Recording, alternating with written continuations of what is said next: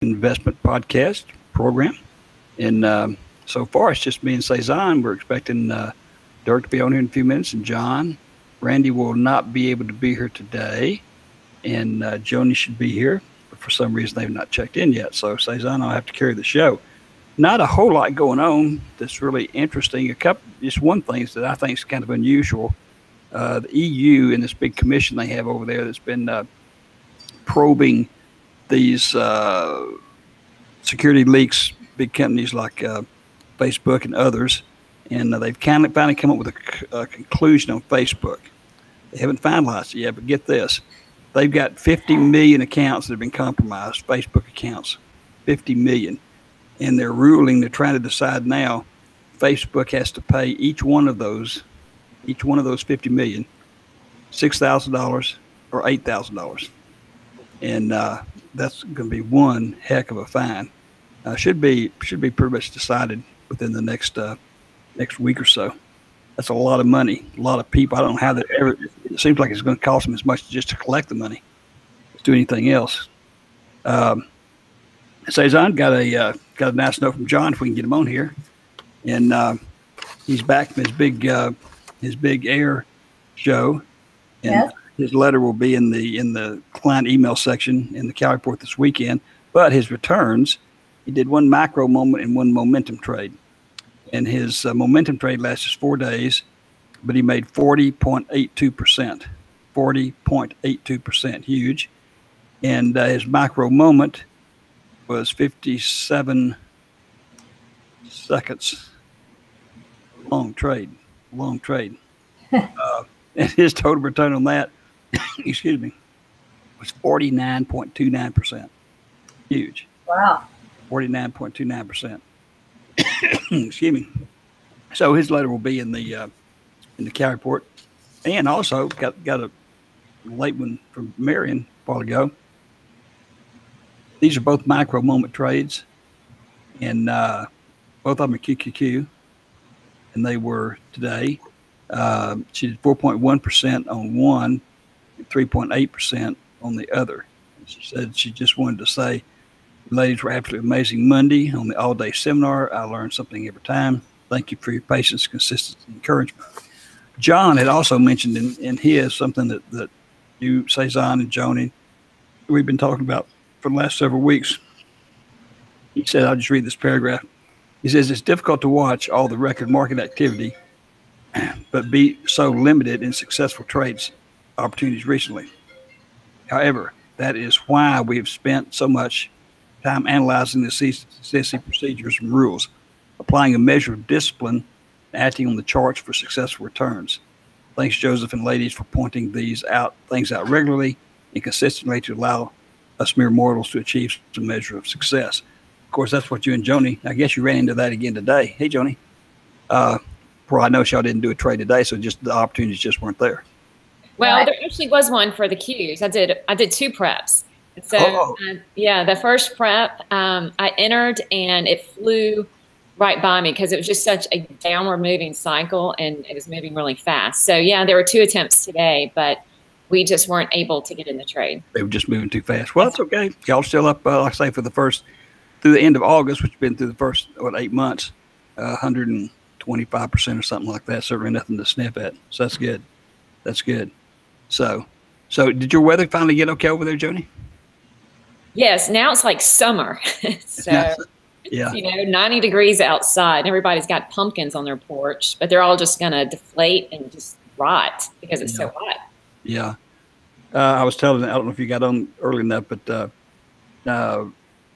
hadn't gotten on yet. He's down in Puerto Rico, and Randy is not going to be able to be on. He had an appointment with his doctor, and John's supposed to be here. Did you hear me telling about that Facebook judgment, maybe by the EU? Yes. 50 million compromised accounts, $6,000 to $8,000 a piece. They have to pay them. So we'll see how that goes. Something over like that in Europe that can cause World War III, World War IV, something like that. That's how those people are. Okay, so y'all found all week pretty much the same thing. Just the market's fantastically active, but the opportunity. Explain why that is. That when the market was going up and down all over the place, y'all didn't do a trade this week. Well, there's several factors that go into that, but one of the primary ones is that if the movement is too sporadic and kind of jumping out of the chart lines, then you just have to be aware that it's doing that and wait until it's more in line with the charts, the indicators. So you don't just want to jump into a huge upward move or a huge downward move. And then also the other factor is, we generally are teaching this first thing in the morning. And so that can be, of course, even a more erratic time of day, which is great. We need movement, but it does have that added factor of complicating things if the movement isn't at all predictable. Yeah, and I think the key to it here is y'all doing the micro moment trades, which are trades the duration of which is like 5 to 10 seconds, and so you really have to go by the charts and all of that. And when you send out those notices, when y'all people, what our clients need to understand is when you find a trade, number one, you tell them what you're looking for, and you tell them, and they see on their trading screens exactly where everything is on the charts, and you tell them if you enter this thing, what you're going to enter, and then you tell them when you enter it, and they get it instantly on their trading screen and on their smartphone. They also get an email, which they can use to just file away for the trade. And again, you're up astronomical for the first 8 months, and it's just interesting. Randy, which is doing the traditional covered calls and more momentum trades, it's a little bit different story from the standpoint of when you get in and out of those trades, particularly the old traditional covered call trade. Did have one gentleman wrote me an email, real nice email, and was explaining that things were going good. He had not been in a covered call trade for a year. He explained he was totally happy. He's not been in a covered call trade for a year, and really was appreciative of the toolbox, the $80 a month toolbox. And I wrote back to him and I said, something's wrong with you. You need to quit paying us $80 a month and go back and read the book or do something. And now he's been a client for several years. How can you not do a traditional covered call for a year? It's just impossible. I mean, the toolbox pulls up every 5 seconds, 5 or 6 brand new deals that are ready to go. Traditional covered calls where you're waiting a week or, the entire third Friday thing or whatever. It's just impossible. And he wrote back and he was real nice. And he said, he's still enthused. He's going to go back and read the book and take the seminar again. I thought, well, I'd be a little discouraged if you hadn't done something in a year. A particular covered call, traditional covered call. So, Marcus, where is everybody? Marcus the Blob. No, yeah, I'm trying to get John in. He's having technical trouble getting in. Oh, is he? Yeah, I'm still sending him invites. Yeah. I'm surprised Dirk's not in there.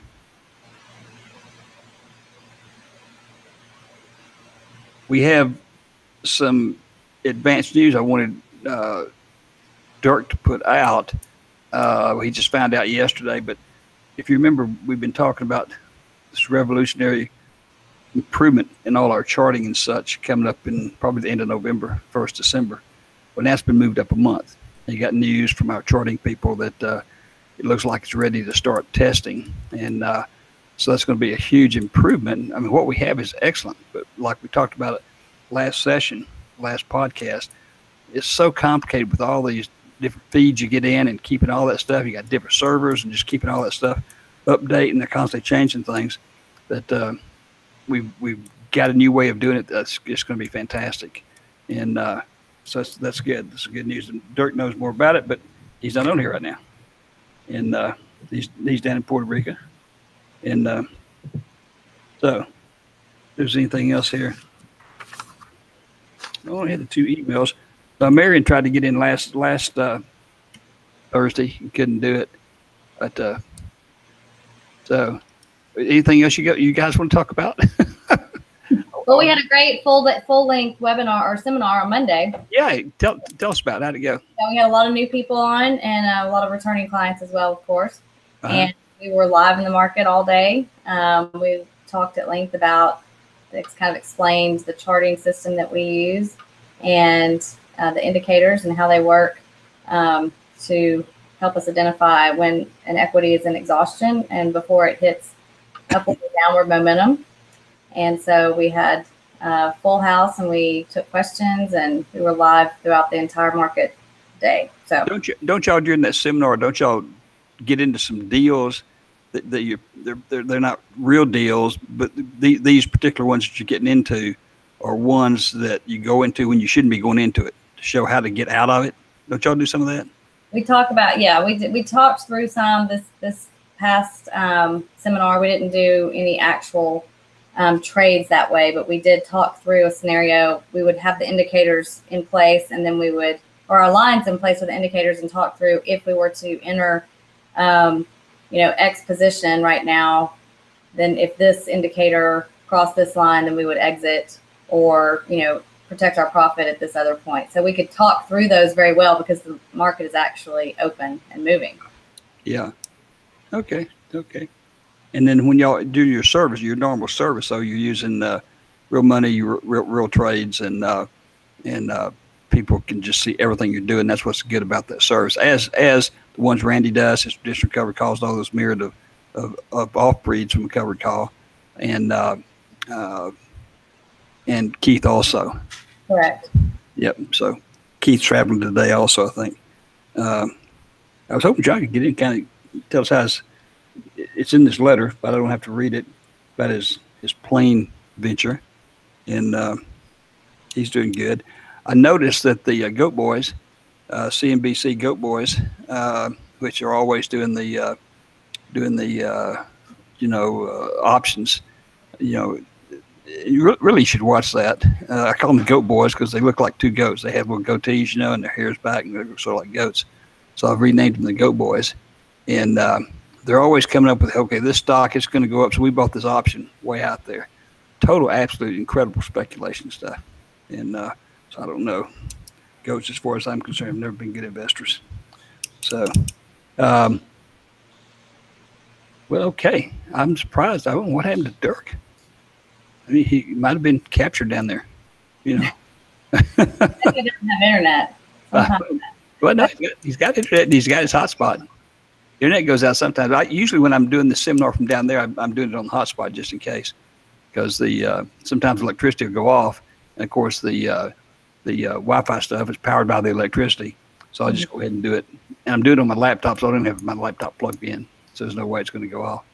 But we'll just see.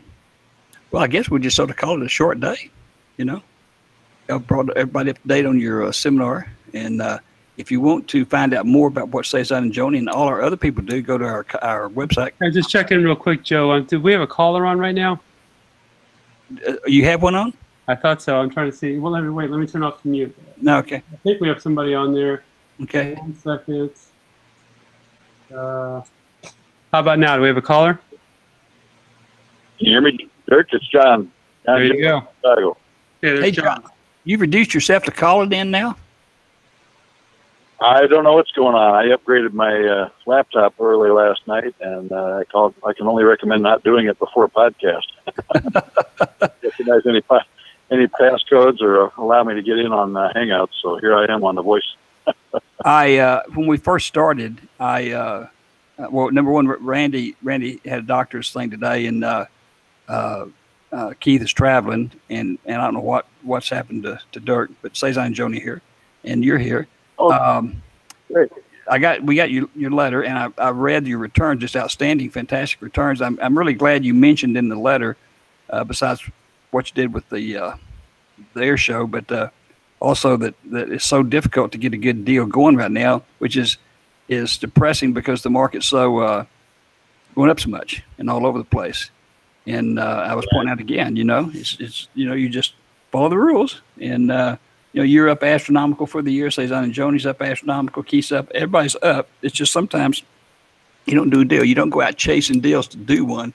You go out chasing the deal based on using the CSE techniques when there's a deal to make money, not just going out speculating that maybe if you do something, it'll turn into money, because most times it doesn't. So, but yeah, I appreciate you putting all that in the letter, and again, it'll be in the Cal report. So, how was the air show? Oh, it was great. We had a few folks couldn't make it due to weather and a couple of maintenance problems, but we did have over 31 airplanes there, I believe, and good time. We got a tour of a ranch that the Phillips family owned called Woolarock, and they also flew a travel aircraft about 3 months after Lindbergh's flight, and went from Honolulu to San Francisco, or excuse me, from San Francisco to Honolulu in 26 hours back in August of 1927. So that was quite remarkable. That aircraft won the trip, and it's in the museum out in the middle of nowhere in the Osage Reservation. Really, it's a beautiful place. How do you pronounce that brand of airplane? All kinds of stuff. How do you pronounce that one that the name of your plane? The make. Well, mine is a Blanca Super Viking. Built by Giuseppe Blanca. It was designed back in the 50s, actually, as a cruise air, and then they changed the design somewhat and made it a single tail instead of the triple tail. They used to call it the cardboard because it was a lookalike to the big Constellation that TWA and some other airlines flew back in the day. But it's just a 4-passenger airplane. I was reading this morning that United Flight 7, one of the big 787s or something, going from LA to Australia, and they had to issue a fuel mayday. I had never heard of this, a fuel mayday, which I would have thought, gosh, they were getting ready to go down. And I found out that all that means is that their fuel is getting low. They're getting into reserves. Excuse me, getting into reserves. And the mayday is so that the tower can clear other planes out in the area, so they can have a more efficient direct landing. It doesn't mean that they're getting ready to run out of fuel, So, well, they give them a heads up because it's pretty far a distance to go. So they must have found this out close to the end of the trip. Sometimes the winds are way too much more than they thought when they planned this thing. So. Yeah, that's what they said. They said the wind the entire way was not what it was supposed to be, so it burned up a lot more fuel. So, yeah. Okay, very good. Anyhow, I was getting ready to say, if you want to find out about what our folks here do, go to compoundstockearnings.com and sign up for the free Cal report. It goes out every Friday, and it'll be 20 years this January that's been going out every Friday. And when you get that Cal report, you can see what everybody's doing, what kind of returns they're making, the questions they're asking all our folks. You can also see if we have any other comments about upcoming seminars. The website has all the seminars on it, an explanation of all the seminars, all kinds of stuff you can sign up for. And we have some free trial periods. I know there's in Cezanne and Joni's micro moment trading seminar. I think right now there's 2 free weeks? Cezanne, something like that, Johnny? Yeah, 2 free weeks. A lot of people sign up for that. And we send out about every Wednesday, Tuesday or Wednesday or Thursday, a CD to all our people with a good sort of promotion on their micro moment trading. It's got the actual YouTube trading session in there. And this is interesting because they both are trying to do a trade at the same time, and it gets pretty wild. And so we send that out. We send that out once or twice a week. A lot of people respond to that because they see, when you take that seminar, particularly when you're getting a couple of weeks of it free, and you get to see everything they're doing and what kind of tools they're using to help them do this stuff. It's just really amazing stuff. And John does the same thing, except his doesn't go out. He's sort of our captive client, and it's just sort of like we try certain things on John. We don't tell anybody else. We don't tell anybody else, but then we see if it works. And John, you ever felt like you're sort of like a guinea pig? Sure, that's me. Okay. Okay, at least you're not one of the goat boys. So. Right. Okay. All furry fuzzball here trying out things, that's all. There you go. Okay, we'll call it a day. John, thanks for going to the extra trouble of getting in. And don't do anything to your computer before the podcast from now on. Kind of like. No, I'll try to do some troubleshooting and get back in communication for next week. Thank you. Okay. But again, thanks a lot for making the trouble to be here. And everybody, thanks a lot. And look for the Cal report. Comes out tomorrow. And it's really an interesting work. So, girls, thanks a lot. Joni, Cezanne, And we will see y'all next Thursday at 10 a.m. Central. Bye-bye. Thank you. Bye.